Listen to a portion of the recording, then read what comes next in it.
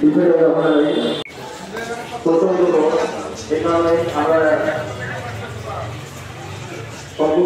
আমাদের সকলকে ছেড়ে দুনিয়া ছেড়ে চলে গেলেন। আজকে যিনি যা জানাতে পারেন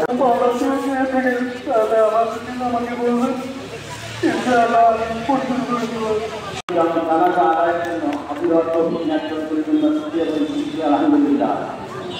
এখানে আগে থেকে অভিষেক ছাড়া জানাবো এবং যার কিছু জানা না, অত্যন্ত ভালো মানুষ ছিলেন এবং আমি মনে করি আল্লাহ দরবারে তারা আপনারাও দোয়া করবেন।